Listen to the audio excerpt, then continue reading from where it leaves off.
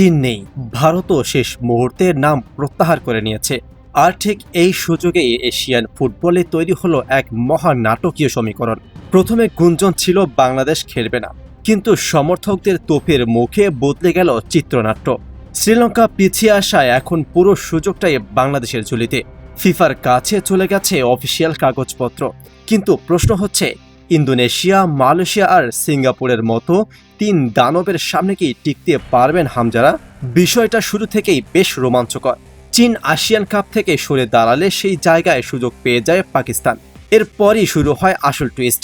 ভারত তাদের নাম প্রত্যাহার করে নিলে খালি জায়গায় সুযোগ তৈরি হয় বাংলাদেশ আর শ্রীলঙ্কার সামনে।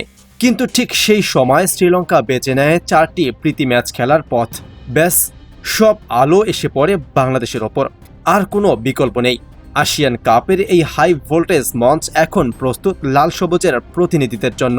প্রথমে যখন খবর চাউর হয় বাফুফে এই সুযোগটা হাতছাড়া করতে যাচ্ছে, তখনই ক্ষোভে ফেটে পড়েন দেশের ফুটবল প্রেমীরা। চাপের মুখে নড়ে চড়ে বসে বাফুফে ভবন।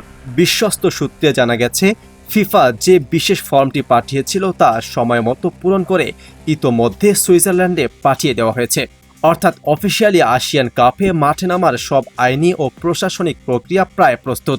সুযোগ পাওয়াটা যত সহজ মনে হচ্ছে, মাঠের লড়াইটা হতে যাচ্ছে তার চেয়ে শতগুণ কঠিন। কারণ র্যাঙ্কিংয়ে আমাদের চেয়ে বহুদূরে এগিয়ে থাকা সিঙ্গাপুর, গতিময় ফুটবল খেলা মালয়েশিয়া আর সাম্প্রতিক সময়ে ইউরোপিয়ানদের নিয়ে রক্ত গরম করা ফর্ম দেখানো ইন্দোনেশিয়ার মুখোমুখি হতে হবে আমাদের। হামজা আর সামিদদের জন্য এটা কেবল একটি টুর্নামেন্ট নয়, বরং নিজেদের অস্তিত্ব আর মান প্রমাণের সবচেয়ে বড় অগ্নি পরীক্ষা। আপনার কি মনে হয়, এই তিন পরাশক থেকে হারিয়ে কি এশিয়ায় নিজেদের নাম নতুন করে লেখাতে পারবে বাংলাদেশ? আপনার মূল্যবান মতামত জানিয়ে দিন নিচের কমেন্ট বক্সে।